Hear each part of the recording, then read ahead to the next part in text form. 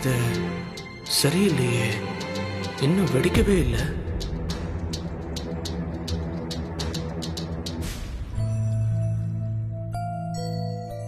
பத்மாமா, நான் கிளம்புறேன். நீ சாப்பிடவே இல்லையே ரஜினி? இல்ல பத்மாமா, முக்கியமான ஒரு மீட்டிங் இருக்கு. இன்னும் ½ hour தான் டைம் இருக்கு. நான் ஆபீஸ்க்கு போய் மீட்டிங்கை முடிச்சிட்டு சாப்பிடுறேன். நீங்க சாப்பிடுங்க, நான் கிளம்புறேன் பத்மாமா. அக்கா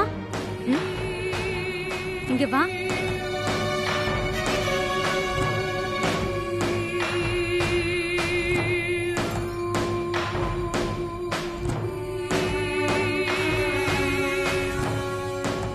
ஏய், எதுக்குடி வேலைக்கு போறவள இங்க வா நில்லுன்னு சொல்லிட்டு இருக்க? என்ன விஷயம்? சும்மா கூப்பிடலமா, விஷயம் இருக்கு. என்னவா? இங்க வாங்க.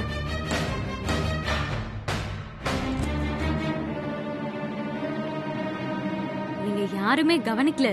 என்னடி? அக்காவோட காலை பாருங்க.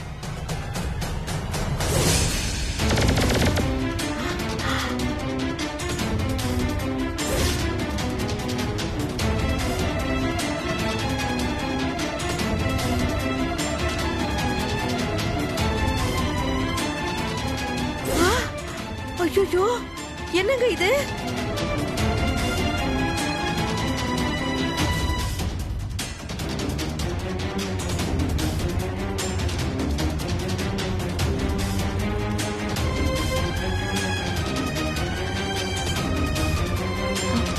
இது எப்படி என் கால்ல வந்துச்சு?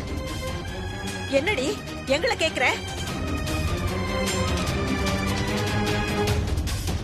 என்ன இது புதுசா மெட்டியெல்லாம் போட்டிருக்க?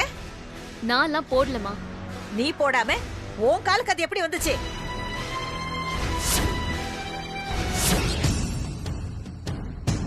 நீ நைட் என் ரூமுக்கு வந்தியா?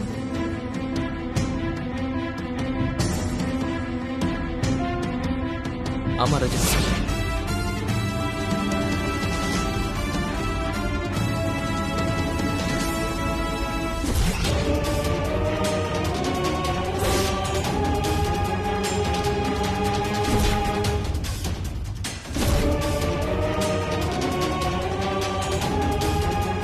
பாத்திமா,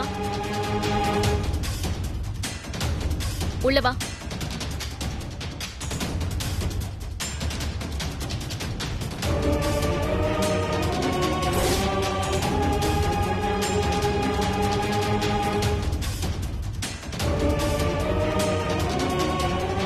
உன் வேலையா இது?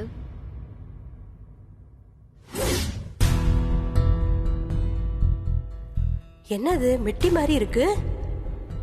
இங்க பாரு இந்திரா, யார் கால்ல இருந்தோ மெட்டி விழுந்திருக்கு. ஆமாக்கா, அடப்பாவுமே, அதுவும் கோவில்ல தவற விட்டுருக்காங்க. கல்யாணமான பொண்ணு கால்ல மெட்டி இல்லாம இருக்கிறது நல்லது இல்லையே.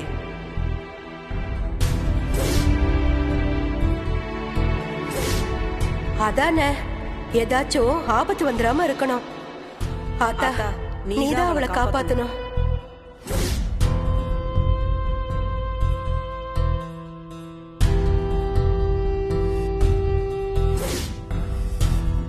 என்ன இது இப்படி சொல்றாங்க? மெட்டி போடலன்னா ஆபத்து வருமா? ரஜினி காலில் மெட்டி இல்லையே, அவளுக்கு ஏதாவது ஆயிடுச்சுன்னா? இந்த காலத்துல போய் இதெல்லாம் யாராவது நம்புவாங்களா? சாமி, யாராவது இதை கேட்டு தேடி வந்தா இதை கொடுத்துருங்க. கொடுங்க, கொடுத்தேன்.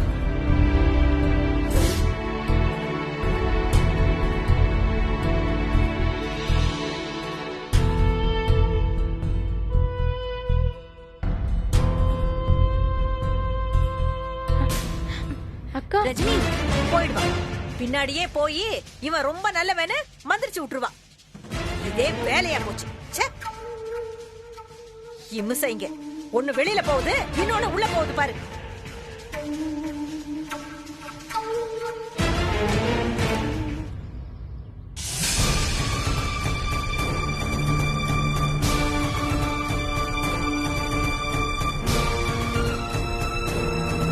ரஜினி, ரஜினி, என்ன பத்மாமா?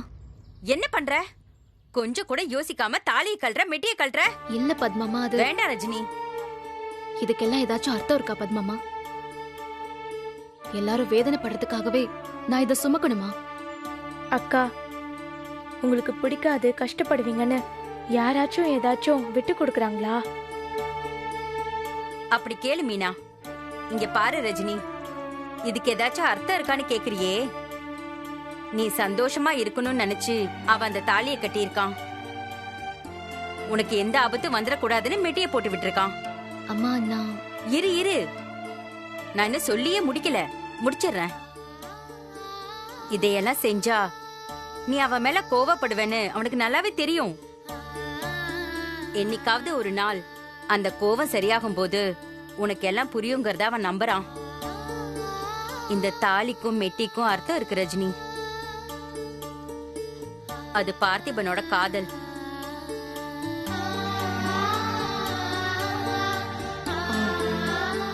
எந்த அன்பும் எந்த காதலும் என் வாழ்க்கைக்கு அர்த்தம் தர முடியாத சூழ்நிலையில நான் இருக்கேன் பத்மாமா.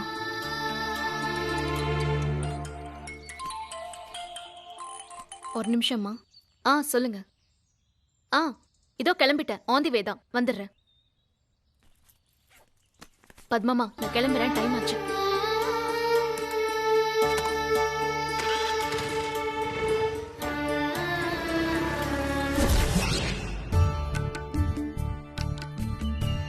முரளி,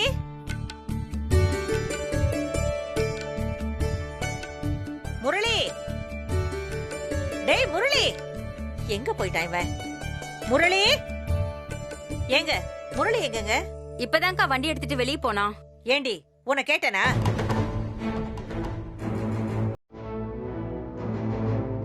ஏ ராதிகா, எங்க போறேன்னு உங்ககிட்ட ஏதாவது சொல்லிட்டு போனானடி? இல்லையம்மா, என்கிட்ட எதுவும் சொல்லல.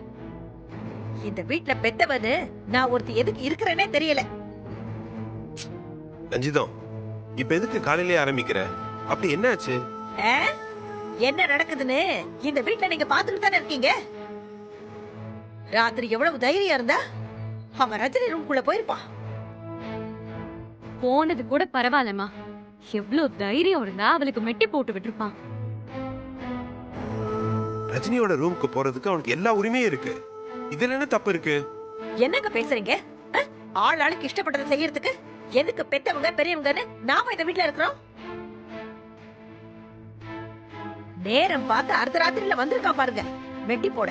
தாலி கட்டின லட்சணத்தையே பார்த்து ஊரு சிரிப்பா சிரிக்குது. இதுல மெட்டி ஒண்ணுதான் இப்ப குறைச்சல். மா, அவனை எதுவும் சொல்லாதம்மா. ரஜினிக்கு ஏதாவது ஆயிடும்னு பயந்துதான் அவன் மெட்டி வாங்கி போட்டிருக்கான். உங்களுக்கு வேற வேலையே இல்லையா? ராதிகா, இதாண்டி இவளுக்கு வேலையே. நாம என்ன பேசினாலும் அத மாத்தி ஏதாவது பேச வேண்டியது. அப்புறம் ரஜினி வந்த உடனே கோல் முட்ட வேண்டியது. அக்கா, நான் அந்த மாதிரி என்ன சொல்லி கொடுத்திருக்கேன்? என்னால உங்களுக்கு என்ன பிரச்சனைக்கா வந்திருக்கு? ஏய், ஒண்ணுமே தெரியாத மாதிரி பேசாதடி. ரஜினி ரிசப்ஷனுக்கு போயிட்டு வந்தப்போ அது அவளுக்கே தெரியாம நடந்துச்சுன்னு பாயிண்ட் எடுத்து கொடுத்தவ தானே. இந்த மெட்டி போடுற ஐடியா கூட இவங்க சொல்லி கொடுத்ததாதாமா இருக்கும் இருக்கும். அதெல்லாம் பண்றவ தானே இவ. ரஞ்சிதம், போதும் விடு. இப்ப எதுக்கு தேவையில்லாம முடிஞ்சு போன விஷயத்தை பத்தி பேசிட்டு இருக்கீங்க? இது அவங்க ரெண்டு பேர் சம்பந்தப்பட்ட விஷயம். அவங்க பேசி முடிவு எடுத்துப்பாங்க. நீங்க போய் உங்க வேலையை பாருங்க. வா.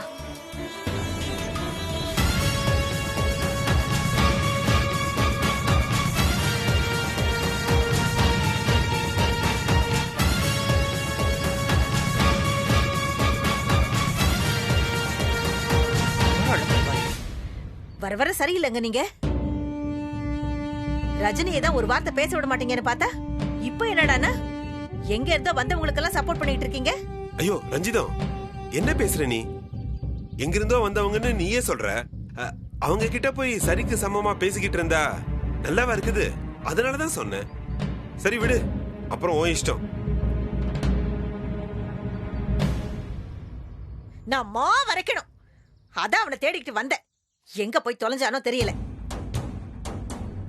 இப்ப போனா கடையில கூட்டம் இருக்காது. மாவு அரைச்சிட்டு வரணும், அவ்வளவுதானே? என்கிட்ட கொடுமா, நான் போய் அரைச்சிட்டு வரேன். நீங்க எல்லாம் ஒண்ணும் போக வேண்டாம். மாப்பிள்ள இருந்திருந்தாலாவது அவரு போயிட்டு வந்திருப்பாரு. என்ன பண்றது, எல்லாம் என் தலையெழுத்து. நான் தான் போய் ஆகணும். மா, நீ ஏமா போற? மாமா இல்லனா என்ன, அதான் இந்த வீட்ல எனக்கு எல்லா உரிமையும் இருக்குன்னு சொல்லிக்கிட்டு சுத்திட்டு இருக்கான்ல புது மாப்பிள்ள. அவனை போய் மாவு அரைச்சிட்டு வர சொல்லுங்க. என்னம்மா பாக்குற?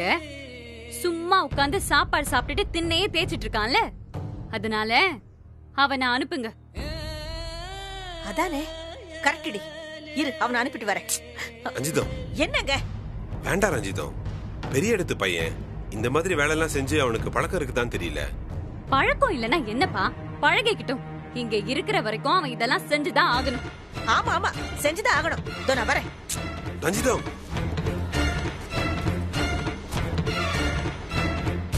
பார்த்திபா, இன்னைக்கு இருக்குடா உனக்கு. உன்னை என்ன பண்ண போறேன்னு பாரு.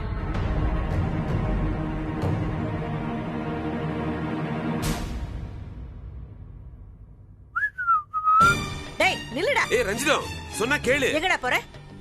வெளியே வெளியே தானே போற?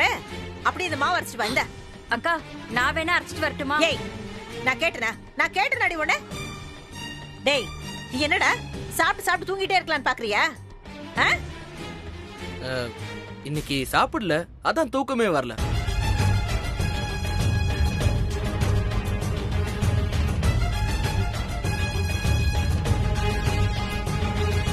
முதல்ல இத கொண்டு போய் மாவு அரைச்சுக்கிட்டு வா போ. ரஞ்சிதம்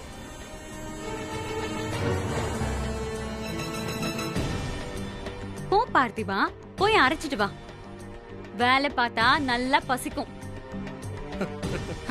நிறைய சாப்பிட்டு நல்லா தூங்கலாம்.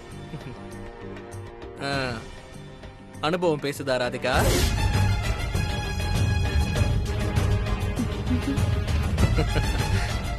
இப்ப என்ன, மாவு அரைக்கணும் அவ்வளவுதானே? கொடுங்க.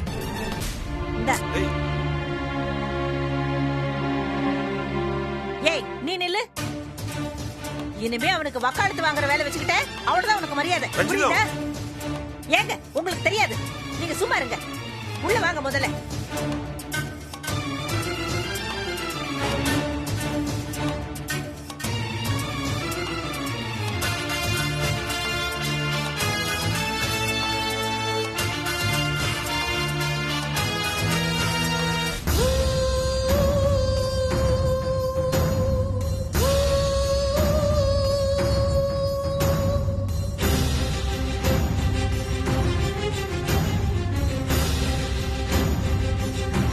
அனிதாக்கு கால் பண்ணி வெறுப்பேதும்.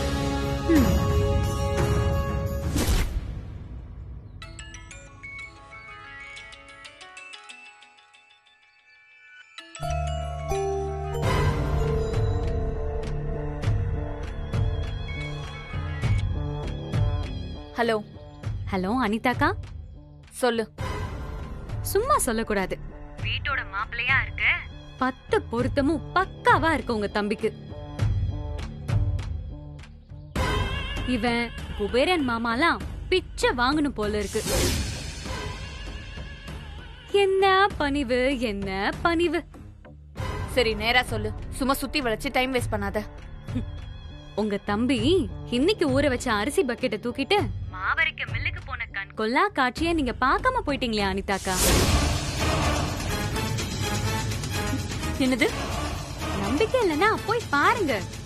6 மாசம் கழிச்சு உங்க வீட்டுக்கு வரும்போது நம்ம பார்த்திபனான நீங்களே ஆச்சரியப்பட போறீங்க. அவ்ளோ பொறுப்பான பையனா வருவான். போய் பாத்துருங்க.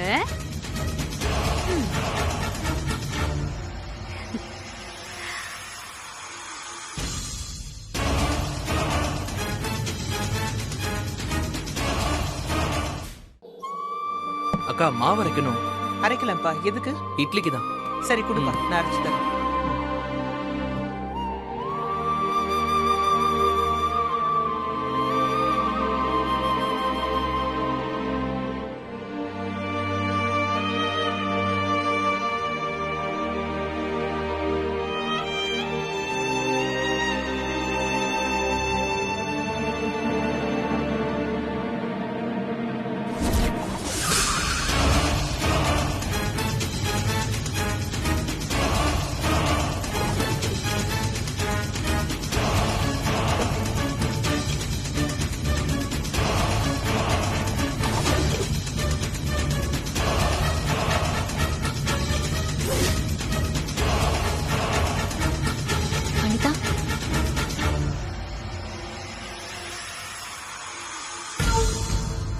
அனிதா நீ என்ன இங்க? இது உங்க ஆபீஸ், நீங்க இந்த கம்பெனியோட ஜிஎம். உங்க அனுமதி இல்லாம செக்யூரிட்டி கேட்டை தாண்டி வந்ததுக்கு என்ன மன்னிச்சிருங்க மேடம். ஏய் என்னடி நீ ஏன் இப்படி எல்லாம் பேசிட்டு இருக்க? எப்பதான் நீ என்ன புரிஞ்சுப்பியோ? நான் உன்னை புரிஞ்சுக்கிட்டா என்ன, புரிஞ்சுக்கலன்னா என்ன? நீதான் என்ன சந்தோஷப்படுத்துற மாதிரி ஒவ்வொரு விஷயமா பண்ணிட்டு இருக்கியே. நீ நடந்ததையே மனசுல வச்சுட்டு தான் பேசிட்டு இருக்கேன்னு நினைக்கிறேன். பார்த்திபன் என் கழுத்துல தாலி கட்டுவான்னு சத்தியமா நினைச்சு கூட பாக்கல. நான் எத்தனை தடவை சொல்றேன், ஏண்டி என்ன நம்ப மாட்டேங்கிற? நம்பிக்கையா? அப்படி ஒரு வார்த்தை இருக்குன்னு உனக்கு தெரியுமா? அனிதா, உங்க வீட்ல இருக்கிறவங்க தான் வசதி, மத்தவங்க எல்லாரும் மட்டும் இல்ல. நான் எப்ப அப்படி சொன்னேன்? நீதான் சொல்ல மாட்டியே, ஆனா கிளீனா வேலையை முடிச்சிட்டு போய்கிட்டே இருப்ப. இவ்ளோ நல்லா ஃப்ரெண்டுன்னு நம்பி எதையுமே கவனிக்காம ஏமாந்து போயிருக்கேன். நான் எப்பவுமே நல்ல ஃப்ரெண்டா தான் இருந்திருக்கேன், உண்மையா தான் இருந்திருக்கேன். அதெல்லாம் நீயா சொல்லிக் கூடாது, நான் சொல்லணும். நீயும் சொல்லிட்டு தான் இருந்த அனிதா. இப்பதான் கோவத்துல நீ எல்லாத்தையுமே தப்பு தப்பா புரிஞ்சிட்டு இருக்க. இப்பதான் எல்லாத்தையும் சரியா புரிஞ்சுக்க ஆரம்பிச்சிருக்க. என்ன ஏமாத்துனது பத்தாதுன்னு என் தம்பியை நல்லா ஏமாத்தி உங்க வீட்டுல வேலைக்காரனா ஆக்கிட்டீங்கல்ல அனிதா. ஏய் என்ன கத்துற? இதுக்கெல்லாம் நான் பயப்படுற ஆளு கிடையாது. அபாண்டமா பேசாத அனிதா. அபாண்டமா பேசுறனா? அப்ப அன்னைக்கு அம்மாவும் மாமாவும் வரும்போது அவன் வீடு தொடச்சிட்டு இருந்தானே, அது பொய்யா? அன்னைக்கு என்ன நடந்துச்சுன்னு கொஞ்சம் கேளு. ஏய் உன்னோட எந்த கதையும் கேட்க நான் தயாரா இல்ல. நானே இப்ப கண்ணால பார்த்துதான் நேரா வந்திருக்கேன். என் தம்பி எப்படி இருந்தவன், யார்கிட்டயும் தலை குனிய மாட்டான், அவ்வளவு மரியாதையா இருப்பான். எங்க வீட்டு ராஜகுமார அவன். ஒரு இடத்துலயும் தன்னோட சுயமரியாதையை விட்டு கொடுக்காதவன் இன்னைக்கு எங்க குடும்பம் மானமே போச்சு. ஐயோ, நீ சொல்றது எனக்கு சத்தியமா புரியல அனிதா. இப்ப என்ன நடந்துச்சு? உனக்கு எதுவுமே புரியாதுன்னு எனக்கு தெரியுமே, அதான் புரிய வச்சுட்டு போலான்னு வந்தேன். சொல்லு அனிதா, என்ன நடந்துச்சுன்னு சொன்னாதானே தெரியும். எல்லாத்தையும் பிளான் போட்டு கொடுத்துட்டு நீ ஒண்ணுமே தெரியாத மாதிரி ஆபீஸ் வந்து உட்கார்ந்துருவ. ஆனா உங்க வீட்ல இருக்கிறவங்க எல்லாத்தையும் சிறப்பா செஞ்சு முடிச்சிருவாங்க. அனிதா, இந்த பார், பார்த்திபனை பார்த்துட்டு தான் நான் இங்க வந்திருக்கேன். எங்க பார்த்தேன் தெரியுமா? ரோட்ல மாவு டப்பாவை தூக்கி நடந்து போயிட்டு இருக்கான்.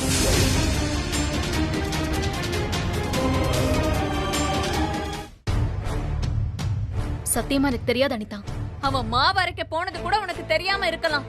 ஆனா உங்க வீட்ல உள்ளவங்க இந்த மாதிரி செய்வாங்கன்னு தெரியுமா தெரியாதா?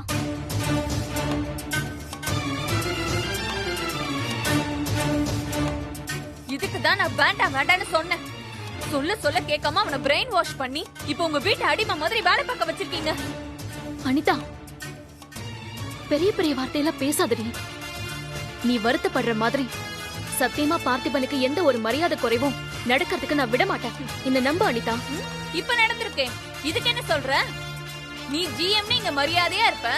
என் தம்பி, உனக்கும் உன் குடும்பத்துக்கும் பூஜா தூக்கணும்ல. இது எல்லாத்துக்கும் நீ பதில் சொல்ல வேண்டிய நாள் வரும், மறந்துடாத. அனிதா,